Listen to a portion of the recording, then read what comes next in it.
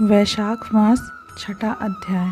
नारद जी बोले, हे राजन, वैशाख महीने में मार्ग चलने से व्याकुल और प्यासे मनुष्य को जो जलदान नहीं करते वह पक्षी की योनि पाते हैं। उदाहरण के लिए हम ब्राह्मण और घर की छिपकली का प्राचीन इतिहास कहते हैं। यह परम अद्भुत संवाद है।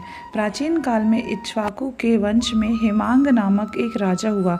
वह ब्राह्मणों का भक्त, अनिंदक, जित शत्रु और जितेंद्रिय था।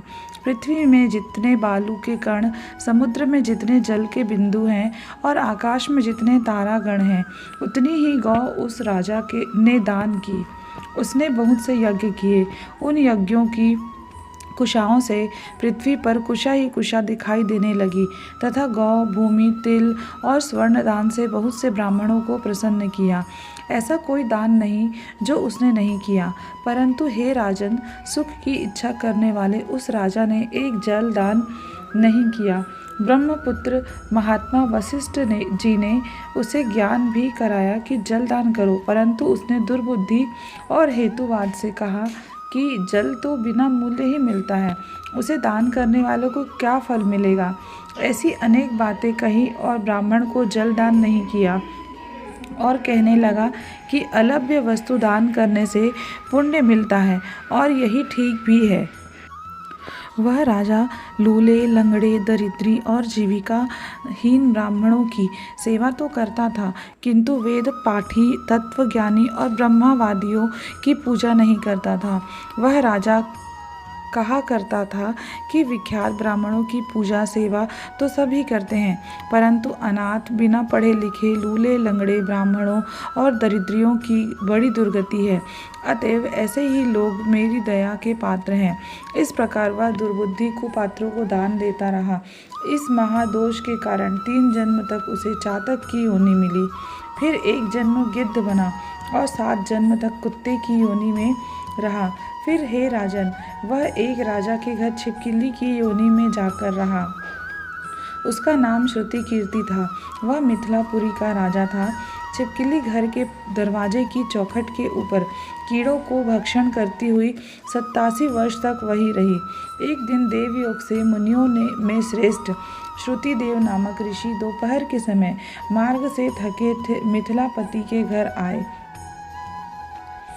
ऋषि को देखकर राजा अत्यंत प्रसन्न होकर सहसा उठकर बड़े आदर सत्कार से मधुकादि से पूजन कर चरण धोने लगा और चरणोदक को अपने मस्तक पर छिड़का।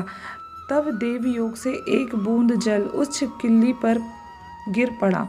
जल की बूंदें पड़ते ही उसे ज्ञान हो गया और नाना योनियों में दुखों से दुखित हो ब्राह्मण देवता से हाय हाय कर कहने लगी कि हे ब्राह्मण, मेरी रक्षा करो। एक छिपकली का ऐसा शब्द सुनकर ब्राह्मण को बड़ा आश्चर्य हुआ और वह कहने लगा, हे गोधा, तू कहाँ है? क्यों मिलाप करती है? तेरी यह दशा कैसे हुई? तू देवता है कि पुरुष है, या कोई राजा है अथवा ब्राह्मण? हे महाभाग, तू कौन है? कह तो सही, मैं आज ही तेरा उद्धार करूँगा। ऋषि की ऐसी बात सुनकर वह राजा महामतिमान श्रुतिदेव जी से कहने लगा कि हे ब्राह्मण, मेरा जन्म इक्ष्वाकु कुल में हुआ था और मैं वेद शास्त्रों का पूर्ण ज्ञाता था। पृथ्वी में जितने रज के कण हैं, जितने जल के बिंदु हैं, जितने आकाश में तारागण हैं, उतनी ही गौ मैंने दान की। मैंने सभी यज्ञ किए, वापी, कूप तथा तालाब बनवाए, अनेकों दान दिए और धर्मपूर्वक राज्य भी किया। तो भी मेरी ऐसी दुर्गति हुई और मुझे स्वर्ग ना मिला। 3 जन्म तक मुझे चातक योनि मिली और एक जन्म में गिद्ध हुआ। फिर 7 जन्म तक कुत्ते की योनि पाई। अभी यह राजा आपके चरणोदक को छिड़क रहा था, तब एक बूंद उछल कर मेरे ऊपर आ पड़ी। उसी के पड़ने से मुझे पूर्व जन्म का स्मरण हो आया और मेरे सब पाप दूर हो गए हैं। हे द्विजवर, 28 जन्म तक मुझे छिपकली की योनि भोगनी पड़ी। तरह तरह की देवी सृष्टि दिखाई देती है, अतः अब मैं इन जन्मों से डरता हूँ। हे द्विज, मेरी यह दशा कैसे हुई है, यह विस्तार से कहिए। यह सुनकर द्विज ने ज्ञान चक्षु द्वारा सब वृत्तांत जान लिया और कहने लगे, हे राजन, मैं तेरी इस बुरी योनि का कारण कहता हूँ, चित्त लगाकर सुन। तूने माधव भगवान के प्यारे वैशाख मास में जल दान नहीं किया। तूने जल को सुलभ समझकर यह निश्चय कर लिया कि यह बिना मूल्य का है, अतः मार्ग में चलने वाले और धूप से पीड़ित ब्राह्मणों को जल दान नहीं किया। साथ ही सुपात्रों को छोड़ कुपात्रों को दान किया। जलती हुई अग्नि को छोड़ क्या कोई राख में भी हवन करता है? प्रायः बताए हुए सुगंध आदि से युक्त कांटेदार वृक्षों का कोई भी पूजन नहीं करता। सब वृक्षों में पीपल की ही पूजा होती है। तुलसी को छोड़कर कटेरी का पूजन क्यों नहीं करते?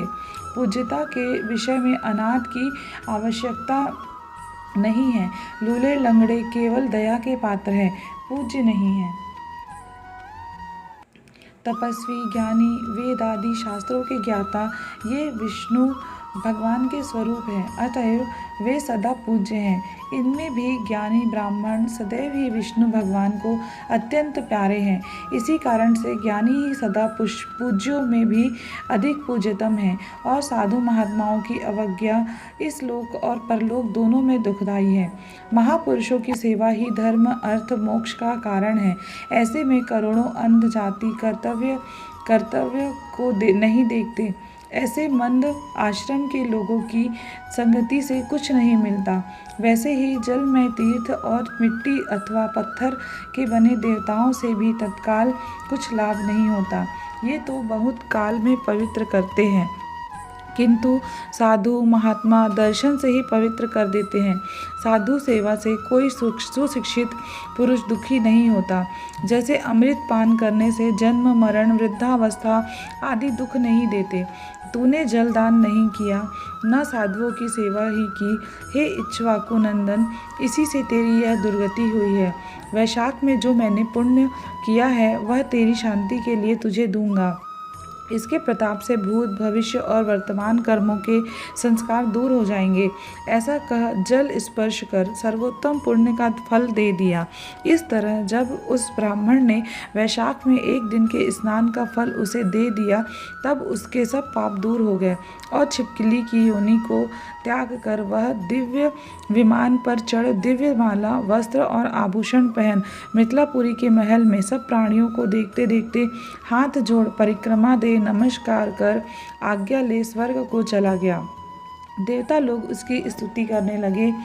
वहाँ 10,000 वर्ष तक अनेक भोगों को भोग कर वही राजा इक्ष्वाकु के वंश में महाप्रभावशाली काकुत्स्थ नाम से पैदा हुआ और सप्त द्वीपवती पृथ्वी का पालन करता हुआ बड़ा ब्राह्मण ने साधु सेवी इंद्र का सखा और विष्णु का अंश हुआ। तब वशिष्ठ जी ने वैशाख मास में सब कर्तव्य धर्म सुनाए, जिनके करने से उसके सब दुख दूर हो गए और दिव्य ज्ञान को पाकर विष्णु की सायुज्य मुक्ति को प्राप्त हुआ। इसलिए यह वैशाख संपूर्ण शुभ फलों का दाता है। इसमें जो मनुष्य यथोक्त धर्म करता है उसकी आयु और यश बढ़ता है, पाप दूर हो जाते हैं, पुरुषार्थ चतुष्टय की प्राप्ति होती है और विष्णु भगवान प्रसन्न होते हैं। अतएव ब्राह्मण, क्षत्रिय, वैश्य, शूद्र ये चारों वर्ण, ब्रह्मचारी, गृहस्थ, वानप्रस्थ और सन्यास चारों आश्रम वाले मनुष्यों को वैशाख मास के कहे हुए कर्म करने चाहिए। इस चराचर जगत को उत्पन्न करने की शक्ति रखने वाले वे विश्व रूप भगवान स्वयं ही ब्राह्मण के शरीर में प्रवेश करके सदा उन्हें खिलाया जाने वाला अन्न भोजन करते हैं। इसलिए जिनकी चरण रेणु तीर्थ के समान है, भगवान अनंत ही जिनके आधार हैं, जो संपूर्ण प्राणियों के आत्मा और पुण्यमयी लक्ष्मी के सर्वस्व है, उन ब्राह्मणों को का आदर पूर्वक पूजन करो। जो विद्वान ब्राह्मण को विष्णु बुद्धि से देखता है वही सच्चा वैष्णव है तथा वही अपने धर्म में भली भांति स्थित माना जाता है। वैशाख मास महात्म्य 6वां अध्याय समाप्त। राधे राधे।